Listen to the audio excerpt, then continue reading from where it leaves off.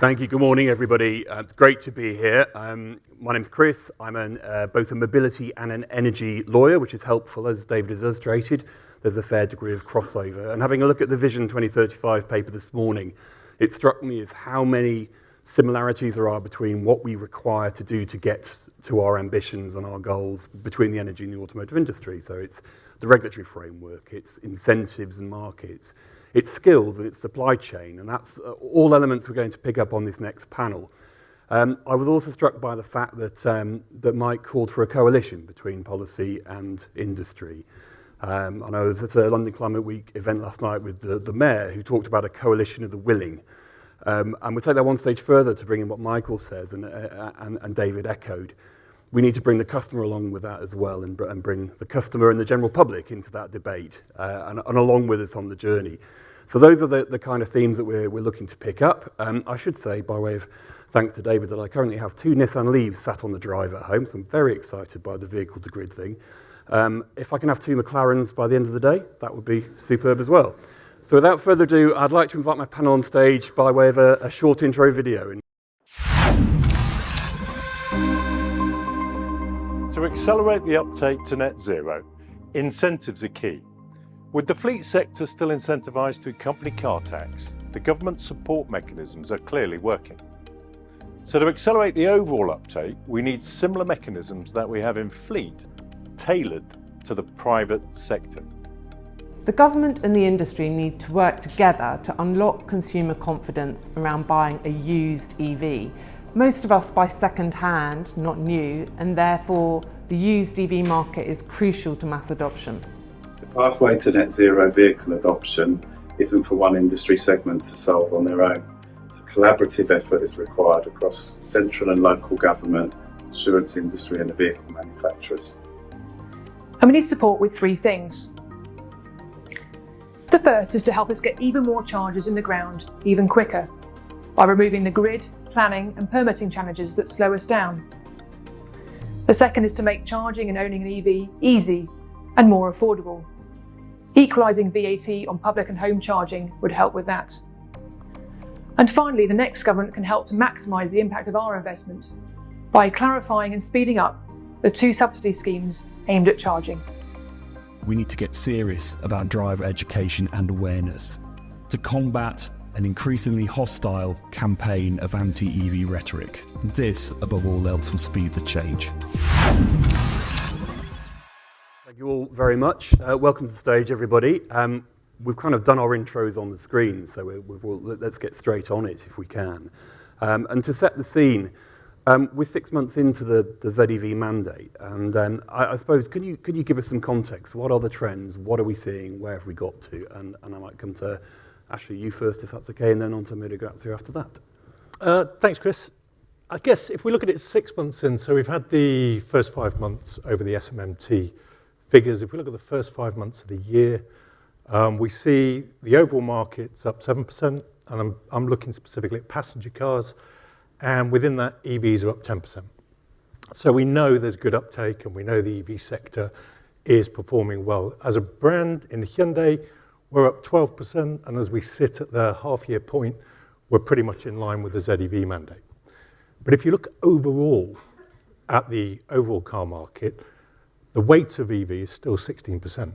So it's some way off where it needs to get to at the 22% by the end of the year. And if you look at some big market makers in terms of certain OEMs, and you do the modelling, they seem to be having a significant progress that they need to make in the second half of the year to get to the 22%. So, and then when you break it down by sector, if you look at the true fleet sector, you can see the true fleet sector weight of EV, 16% overall market, true fleet sector, 32%. So something's clearly working in that subsector of the market. And when you look at where the government incentives are structured, the way the benefit in kind tax works, you've got an alignment of government incentive, suppliers, manufacturers, and consumer interests. So the transition is very successful.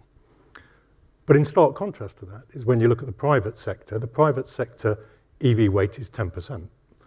So even by comparison, it's clear there needs to be action in the private sector. And since the removal of the plug-in car grant in 2022, there's been no real incentive for the private consumer. So true fleet sector's working, private sector's not. I think we'll hear probably more about that. But Mira Grazia, what's your view on that? How do you see the market, and do you follow Ashley's view of that? Yeah. Of course, the figures are the same.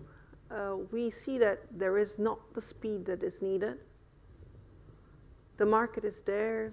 There is some sign of improvement and of growth, but very much pushed by all of us as well. So is this a spontaneous demand? We don't think so. As much as OEM invests in offers for the private sectors, we see that it does not respond as we need. And there is a general imbalance in the incentives and the way the market is structured. And this is very much of a challenge for the mainstream brands. Yeah, absolutely right. I think but one area that almost benefits from some of this this growth is the used car market. And Erin, I'd be sort of keen to get your view of what's the used car market looking like at the moment. I mean, you have so much access to data and being on top of the trends and the searches, and people like me hitting F5 on prices. But yeah, tell us how it looks from your point of view. The used EV market, is the EV market for all of us, because 90% of us buy used. So I think that's crucial to remember in the industry. The used EV market is looking great for buyers at the moment. Prices are good for buyers. They have come down significantly over the past couple of years. On Auto Trader at the moment, we've got plenty of examples actually of at least price parity between a 3-year-old EV and its requisite 3-year-old petrol example. In some instances, even cheaper. But the challenge is getting consumers to realise there's a used EV market. I speak to a lot of consumers on a lot of TV and radio phone-ins, and the surprise in their voice that they hadn't considered there might be a used EV market, because EVs are a new thing for them. They don't know they've been around for 10 years. They think this is kind of unproven, strange technology that is likely to fail at the drop of a hat, or, don't they catch fire? Don't the batteries run out really quickly? I can't buy a 4-year-old EV, it won't have any range and it won't have any performance, and the reliability won't be there. So there's a huge myth-busting thing to be, the whole myth-busting word is such a cliche now, but a public information campaign, in my mind, around the used EV market. Absolutely, and I think we'll come back to that in more detail later. But let's talk about some of the other barriers. We've talked about incentives sort of targeting the private sector, but actually not really generating the traction, whereas clearly on the fleet side with salary sacrifice, that's had a huge impact. What are the other barriers, Ashley, for you in uptake and this progression towards net zero? What are the other major stumbling blocks? I think, to touch on Erin's point, I think a lot of it's uncertainty. I mean, you used the term, myth busting. There's a lot of uncertainty because it's a big transition from a technology everybody knows in terms of combustion engine to a new technology. So there is a lot of uncertainty over there, and there's uncertainty, and Vicky will talk more about it, but the uncertainty over the charging infrastructure. And we've seen some uncertainty in policy, the change from the ban at 2030, moving it back to 2035. So it creates mixed messages. When the ZEV mandate from a supplier point of view is still in place, but the consumer imperative is changed, you're getting mixed messages, you're getting uncertainty. The charging infrastructure, you look at the rollout, the government's target of 300,000 chargers by 2030, but what is the criteria to make that happen? And what are the mechanisms by which we're tracking progress of that? And from a quantitative point of view, is that enough? But from a qualitative point of view, what is the density of high-speed charging? Erin talked about the used car market and some uncertainty there. And this is where OEMs do play a part. In the Hyundai, for example, we've introduced Hyundai Promise, which is specifically tailored for the used EV by offering the 5-year warranty. So we're famous for the 5-year warranty, unlimited mileage on new cars. We offer now up to a vehicle of 3 years of age, a 5-year warranty, which will take an EV into the network for 8 years. So you've got an 8-year OEM battery warranty, and you have a 5-year mechanical warranty alongside that. And then all of the authorized network, they will give a certificate of battery health on that used EV. And as David said, people want the technology, they want the confidence of range, and they want the confidence of high-speed charging. So you take products like Ioniq 5, we're seeing a very, very strong used car demand in the over 1 year, less than 3 year, where you can pick up an Ioniq 5 for late 20s, and you've got upwards of 260 mile range, and you've got an 800 volt platform, so you can high-speed charge it in 20 to 25 minutes. So we're seeing a very strong used car market, but it requires that confidence of things like battery certification and authorized network and the 5-year warranty. Again, we're moving to reassure the private second-hand customer. There's a role for OEMs there as well. Maria Grazzi, what are your views on the obstacles and how we might go about addressing point is, what is hesitation? The hesitation is first about the financial equation for the customer. What is my advantage? I am buying value for money, and so I want to know which is my equation. And then I need a set of information, because it's not the technology itself, it's the behavior and the change in my daily life. So I need more information about the content, about the behavior of the product in my life. How can I charge? And here the infrastructure plays a role, and all the information about electric offers. So it's not only money, it's information about how can I comfortably live with the new technology.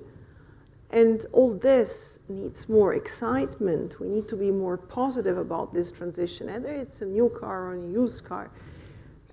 We have, unfortunately, also under the pressure of the ZEV mandate, transformed this conversation in something that is not always positive. And we must be positive around it. How we do it with incredible, nice products, incredible, successful ancillary products. So there is a work to be done around it that is more positive and encouraging, so that people embrace this transition as something that is positive and not negative. Absolutely. I'm really all for the positive messaging. We've talked a little bit about the role that charging infrastructure clearly plays, not only in the practicalities of getting across the country, but in customer perception. So, Vicky, over to you as CEO of ChargeUK.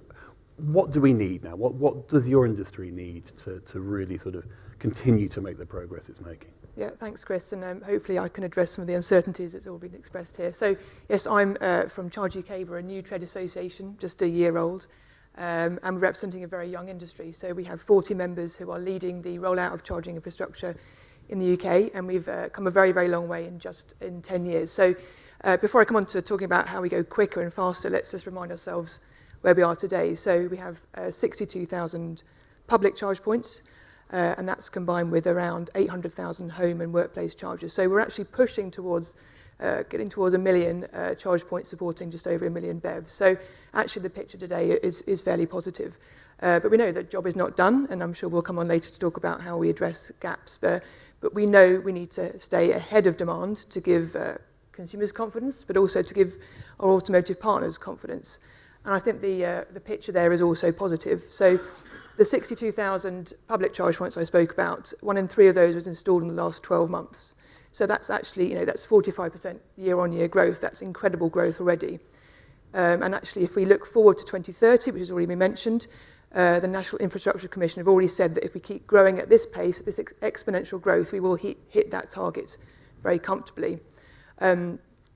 So I think, the question is perhaps not how do we accelerate, but it's like how do we stay on track? And you already saw me mention in the video just before a couple of things that we need, and we also have our manifesto out just recently. I'll just highlight a couple of things. Delivery. We've achieved that huge growth with the brakes on, quite literally. We have huge problems securing grid connections, planning permission, permits, etc. We need to remove those. The second is affordability. We know that affordability of charging is paramount, especially for people who can't charge at home. We're doing all we can already to keep it as affordable as possible, but we have some challenges that are outside our control. So I think we've mentioned VAT already. Standing charges is also a problem that's skyrocketed 300% or more in recent years. We need to bring that down. And then the third thing is investment. We think we can do most of this with private investment, but it needs to really work very well with the public funding that's already on the table. There's been some huge delays there. I'd also just flag one thing which would really, really help us as a sector to improve our investment case. There's an existing mechanism called the RTFO, the Renewable Transport Fuel Obligation, and we'd love for electricity to be added to that.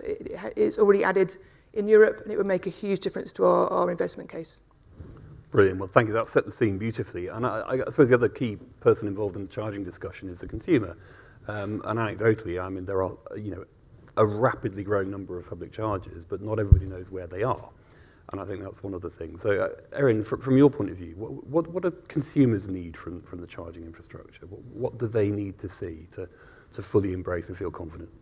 Well, I don't think... One of the things about the charging network is that there's an absolute microcosm for... The industry had a once-in-a-century chance to reinvent itself with electric cars. It's such a radically different product. It's such a radically different narrative, lifestyle choice, jobs to be done, as we say at Auto Trader when you're buying. I think the industry has utterly underestimated the challenge faced by the consumer. And if you take public charging, who in their right minds thought a slow charger should be called a fast charger, and a medium-paced charger should be called a rapid charger, and a fast charger, that's an ultra-rapid charger? How do we expect the consumer to get on board with this? People just take one look and go, oh, forget it. I'll look again in my next 3-year finance deal. So language is key, content is key, especially around the public charging network. If we look at most people with electric cars right now, they're all doing home charging. Over 80% of them have a home charger. They're doing home charging because they don't trust the charging network. They don't trust one is going to be available or it's going to be working when they turn up. You get dual chargers where no one tells you that actually if you turn up and somebody's already plugged into one and you go to plug into the other one, it will stop the charge on that one because the software is not comparable. You have queues. You don't have signage on the motorways saying, this charging point costs this much per kilowatt hour, and by the way, it's back round the corner, keep following the signs. It's just a nightmare, so yes, there are lots of possibilities, and Vicky's right, the rate of growth of the public charging network is phenomenal, 45% year on year, or whatever that figure was. It's great, it is moving in the right direction, but right now, I'm about to leave here and go on Radio 4 on You on Yours to talk about, that will come up, I know it will, because we're talking about the cost of owning a car, whether consumers should switch to electric right now. It's very hard to defend the public charging network as it now stands, I would say. Interesting. Okay, that's quite. I mean, sometimes I like to see it as an adventure to track down these things, but I appreciate not everyone's in that view. But it is a conversation. People expect to just drive past it, and there it is. And actually, you may have to divert 45 seconds to the retail park, and there's a bank of 12 unused rapids. So it does take time, and it does take a degree of education. What I'm interested in as well, for those of us, I guess, that do drive around the country, is how are we getting on the distribution of charging? And this is going to be a question to the 3 central members of the panel. I'm not ignoring Gerry, by the way. He's got his own special sections coming up, but stand by for that. But in terms of regional deployment and areas that are probably not as well served, could I get the OEM's view sort of very briefly on that? Because I'd quite like to take some questions at the end, and then coming back to you, Vicky, on what we might do to be able to sort of distribute charging in a way that's equitable. So, Maria Grazia, could I come to you first? So we need to reach capillarity and be everywhere because we need the infrastructures everywhere. It is interesting the level of maturity of some application of electric providers. Stellantis has partnered in the UK with Octopus Energy, and there is Electroverse that if people access to it, it's so easy, and you have also information about how much it costs. It's really an incredible benchmark that we have here in the UK, and here I speak as Italian in the UK. This gives you information that actually you can charge and you have lots of solutions. We need more and we need it everywhere. Yep, that's fair enough. Ashley, your view? Yeah, I think picking up on what Maria said, if you look at the OEMs have put billions into the technology and into bringing the vehicles to market. And they've also taken the initiative with the network and the charging infrastructure. So if you look at Hyundai, for example, we're a shareholder in Ionity. Ionity is throughout Europe, over 35,000 charging points. It enables consumers to get ultra-rapid charging up to 350 kilowatts, and they have the confidence that the energy being provided is from renewable sources. So the OEMs are taking forward steps into the market to provide certainty. We also have a Charge My Hyundai application, and that has over 70,000 charge points in it. It operates on an RFID card, and it gives the consumers, it addresses the point Erin talked about, because you get full price transparency and you get one billing mechanism through the RFID card. So the OEMs are taking steps where they can to partner and support and provide the confidence. But I think if you look at the charging infrastructure throughout the UK, you'll find, it's probably not as evenly dispersed through the UK as it needs to be, and you get clusters of where you get greater charging infrastructure. And the other point, if we're talking about a mass migration to EV, it's the equity and fairness of transport for all. So Erin talked about people who charge, who have a driveway and can charge at home. They get the benefit of paying 5% VAT on a domestic tariff. But if you haven't got access to home charging, then you're into the public charging network, where you're paying 20%.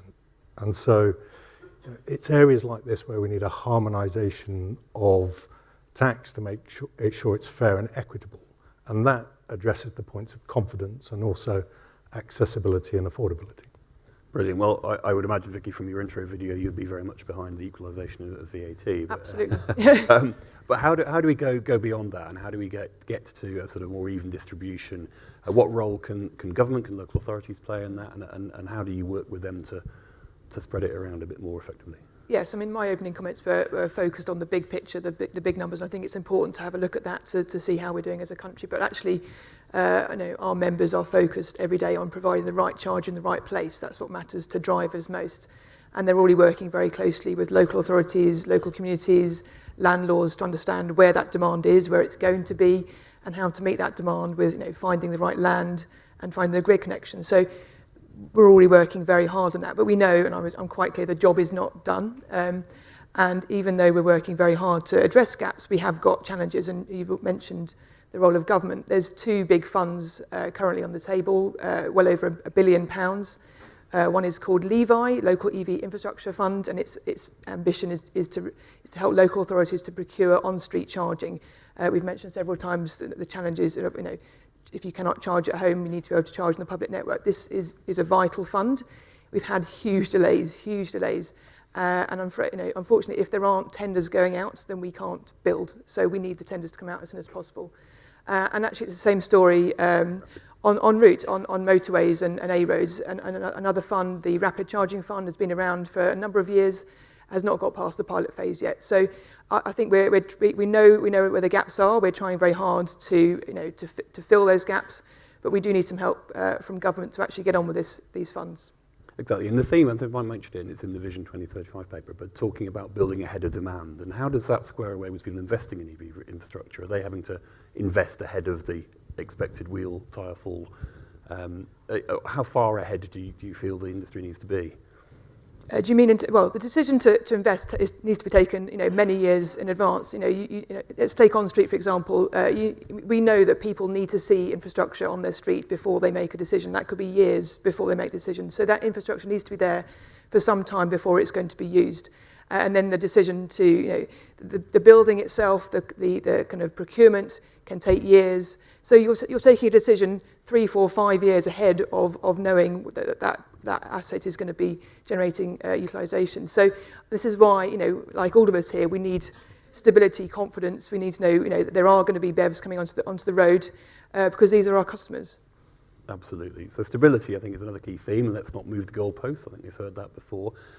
Taking that theme of sort of accessibility and then a just transitional mobility, Erin, can I come to you and just have a think a little bit about what your research shows about people with disabilities or different groups of people taking up or embracing EV, and what the figures, what story do they tell us? Yeah, so I'm sure there's probably somebody from Motability here who has a better grasp of a wider pot of data around people with accessibility issues and disabilities. The anecdotal stuff that we hear and the pot of data we do have at Auto Trader shows actually there seems to be quite a high rate of return of electric cars from those with accessibility issues, who are having to use the public charging network again, that they are encountering some challenges there. I've heard a lot of really positive anecdotal stuff around those with disabilities loving the fact that if they can have a home charger, if they've got a driveway, that they can charge in privacy, in comfort, at a time that suits them, within the privacy of their own home. Other demographic groups, women, we've done a lot of work around women at Auto Trader. We got our big report, No Driver Left Behind, Women in the Journey to Electric. Women, it's not a diversity issue, women are 51% of the population, and to put women into a diversity pool is to kind of say that the male is the norm and women are over here somewhere, which I find odd. But, they're 46% of licence holders. They are projected to hold the majority of wealth next year in the UK, so they are going to be the majority consumer and spender on the product. And they are radically being left behind on the journey to electric. 63% of women don't have the confidence to go electric. Why? Because they don't have the information. Why? Because the industry tends to wait till consumers are in market to buy their next car before they reach them and before they talk to them. Women don't read car magazines, they don't watch car reviews on YouTube. They want OEMs and agencies and retailers to reach out to them where they are, and parenting, well-being, travel, the verticals where they exist. Talk to them there about electric cars. This is a group that are really pro-sustainable products and living a footprint, a smaller carbon footprint lifestyle. So they should be ahead of the curve, and they're behind. And I think it's a kind of, again, it's symptomatic of wider gender gaps in the industry, which is probably for another day. But that's where, we've got a lot of work to do, certainly around women. So there's also, not only sort of addressing potential obstacles, but there's a huge economic opportunity from this market to unleash. Actually, could I get your very brief thoughts on that, and I'll perhaps come back to Vicky on a sort of update on progress with accessible charging. Yeah, I think Erin makes some very good points. She mentioned Motability, and we're proud to be one of the leading providers of electric vehicles to Motability. And when you look at what they're doing, they have the biggest electric vehicle fleet in the UK. They've got over 50,000 electric vehicles. So they're pioneering what the accessibility is for charging and actually living with an electric vehicle. And it's really important for Motability because a lot of their members find public transport quite difficult, particularly if they have disabilities, difficult to access. So the private car is very important. And they are spearheading, working with local councils, working with the charging companies, because their view is if they can make it easy and they can make it straightforward for their market, then it benefits everybody. And so I think they're to be recognised and credited with doing some really important transformational work in terms of the electric vehicle uptake in the UK. Yeah. And then I think Erin's absolutely right, it's about education.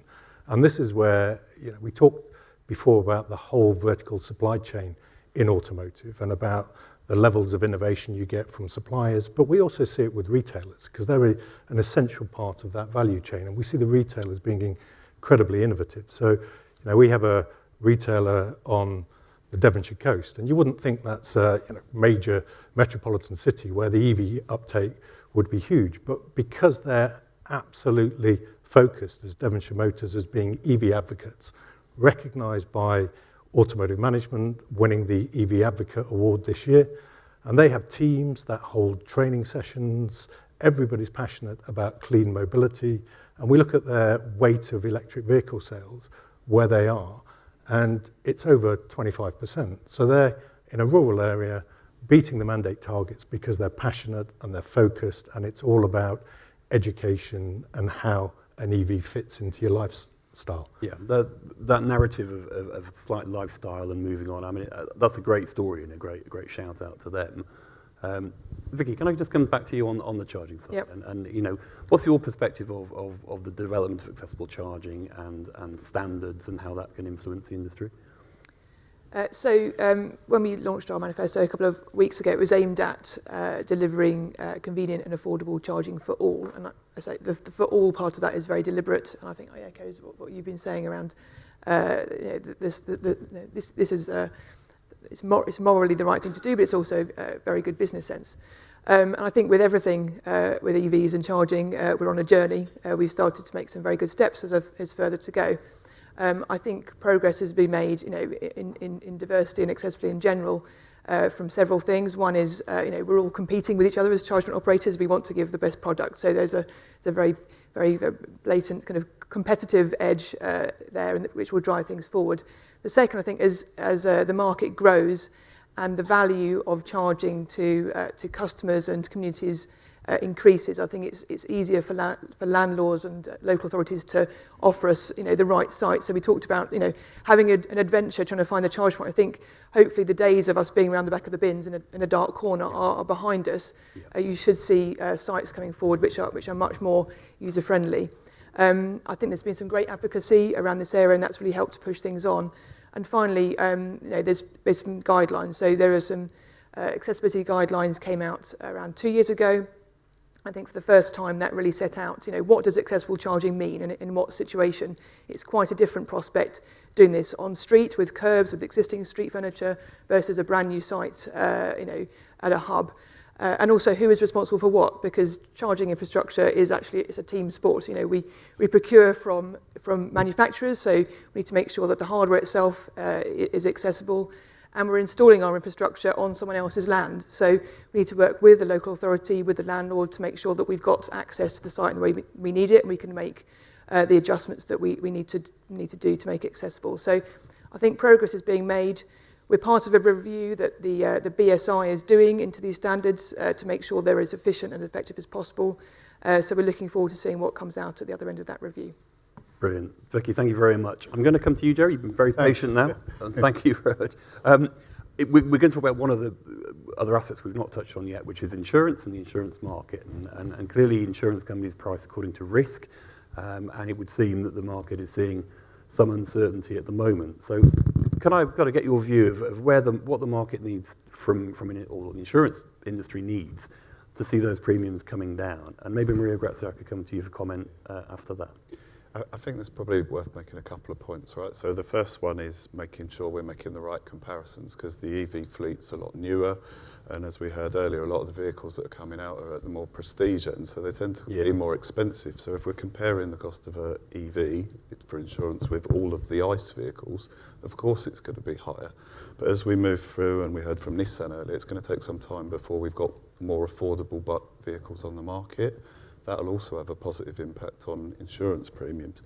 But I think the industry is aware, that the cost of insurance has been challenging for people. And I sit on the ABI Motor Committee, and the Allianz and other insurers have worked with the ABI to come up with a 10-point plan to tackle, you know, the cost of insurance. But that's not something we can do on our own. So we need to work alongside vehicle manufacturers, but also the government to help address that. And there's a number of things there that, like we've had the whiplash reform, so continuing to drive the benefits through there. So whilst there's a tariff for the personal injury side of things, there's also where people are getting minor injuries or knocks or bruises, they're picking up claims as well, and they're not being covered. We've also got what's called the personal injury discount rate. So it's not just fixing the vehicles and fixing the third parties' vehicles, it's helping injured people who've got an impaired life live the best life that they can live.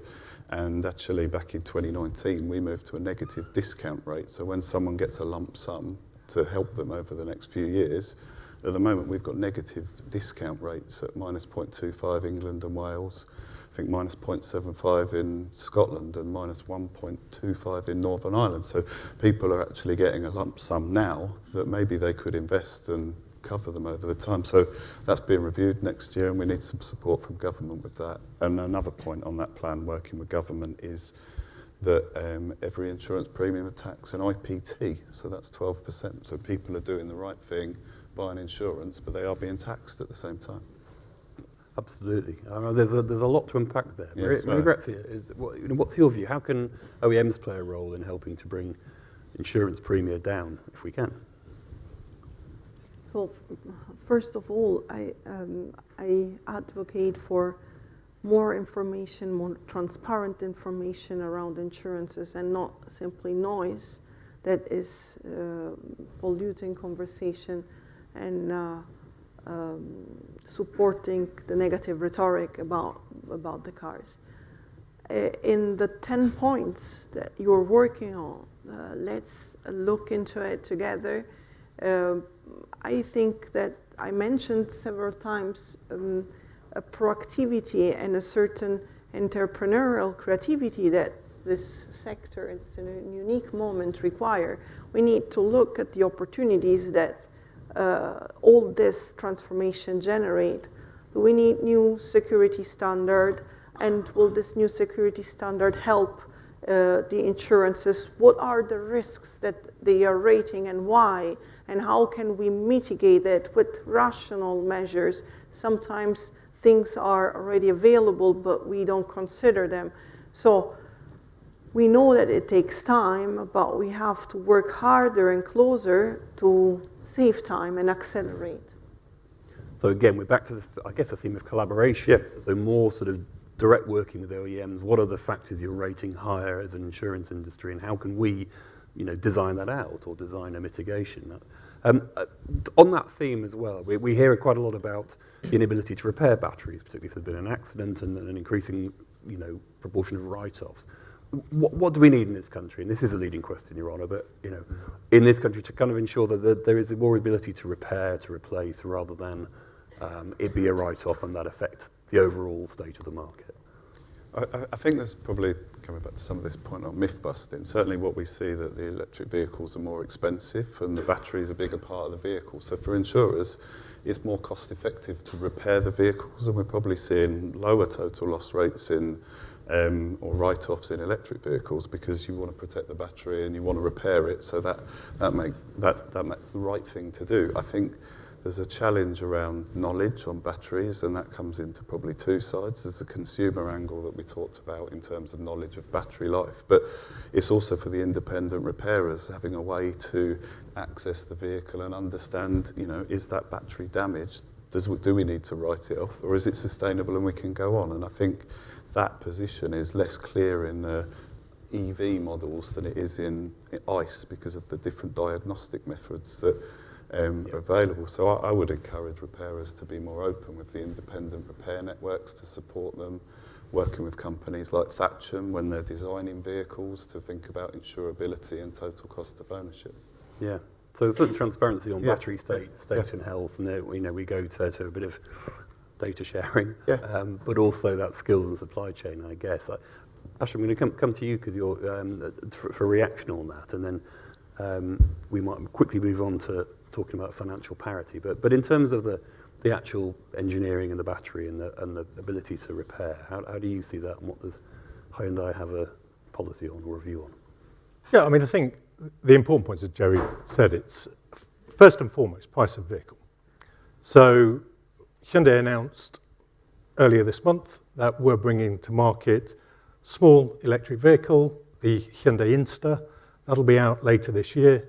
It's got a price range of sub £25,000 and an EV range of over 220 miles. So really, really strong proposition, and that's where EVs suddenly become a lot more accessible because we're bringing small EVs with accessible price points to market. So price of the vehicle is a key consideration. And then I think, as Gerry said, it's about collaboration. So and I think it's tomorrow, we've got an open day where we're working with the ABI and we're working with Thatcham, and we're going through the whole composition of the EVs, what the parts components are, what the supply situation is, and it's working very closely with the insurance industry. So we look very, very closely at our parts first fill rates outside the battery module on electric vehicles. And we're currently running at 96%, which is within the parameters that we would expect from combustion engine vehicles. So we're very, very happy that we can get the right parts to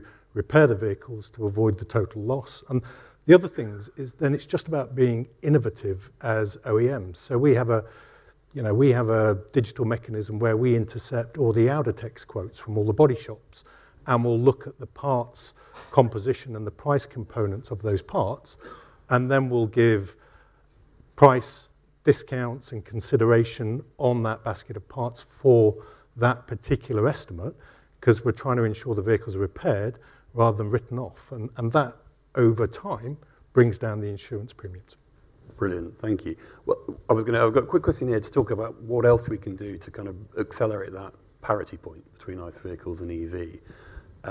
Rugratz, have you got any views on that we can share? And then we're going to quickly just wrap up on what can we as a group do to change the perception issue with the general public. So that's where I'm coming to everybody after that. The good news is that at Vauxhall, within Stellantis, we have already the price parity. We are proposing and insisting on price parity to also give the message to the customer that there is an option. And then retailers are doing a great job in converting and motivating the customer to engage for electric.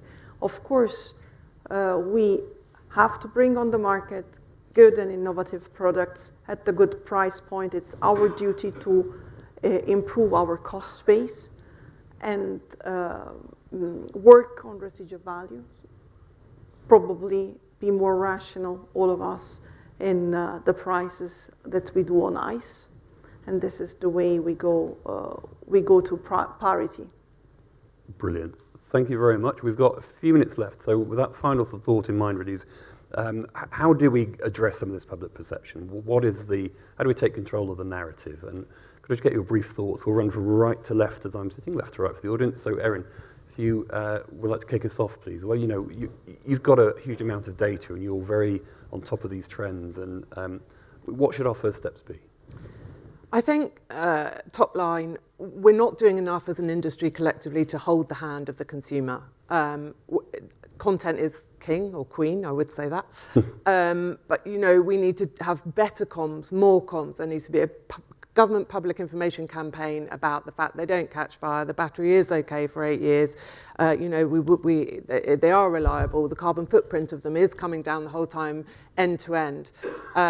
We need to get consumers say to me all the time, I bought the car, I can't believe I've got to have a separate conversation about where I get my charging point from and how I get that fitted.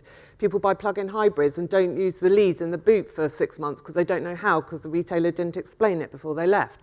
So retailers, agencies, OEMs, us at Auto Trader, digital marketplaces, media, government, we've got to have more communications out there, not waiting until the consumer is in market, but out there at all times, always on comms. Ditch the jargon, clearer language. That's me. Useful. Thank you. Vicky. I'm in danger of completely agreeing with you. So I think misinformation is clearly an issue, and we need to tackle that. But I think we need to tackle the untruths. But I think we just need to get our own truth out there. Let's focus on what is going on, and there is a gap, I think, between what the progress is being made and perception. I think drivers and would-be EV drivers have got valid questions about this because it's new, and we just need to answer those questions, and we need to do it calmly and consistently, and we need to work together as a automotive charging sector. And I completely agree. We need to not just try and do this through the mainstream media. Let's speak to people when they're thinking about cars and tailor that to the audience. So very much in favour of Erin's suggestion. Perfect. Ashley, apart from us all getting down to Devon Street Motors, what else can we do on this? I think, as we said at the beginning, the ZEV mandate is clear. Very precise targets, 22% this year, 28% next year. So it's a 27% transformation next year. The fleet sector is working because you have alignment of regulation, government incentives aligned to consumers, suppliers, and the environment. The retail sector isn't. So quite simply, we need what the SMMT's been requesting, which is we need to halve the VAT for consumers on electric vehicles to benefit the private consumer, and we need the harmonisation of VAT for domestic and public charging. Thanks. Actually, a very clear policy ask there from you and the SMMT. Very grazie. Your final thoughts on changing the narrative. Stop double guessing. The future is electric, and as much as we need the efforts of all the industry, we need the government to listen with accuracy to the stakeholders. I speak, of course, for an OEM. We have made clear our intentions, our very positive intention, but there is a certain support needed by the regulation to get along this trajectory. Perfect. Thank you very much. Gerry, thanks. It's great to hear you're working alongside Thatcher tomorrow, so that's made me happy. I think the fit for insurers is the clarity and communication, helping customers understand, there is a rating group, it's publicly available, so they can know which vehicles are likely to attract higher insurance premiums, but also being better at explaining the costs we face as a business as well. Fantastic. Well, I think that's been a hugely, hugely informative panel, and I'm very, very grateful to everybody. So perhaps if I could ask the panel to remain seating for a moment, and perhaps you could join me in thanking them for their thoughts this morning.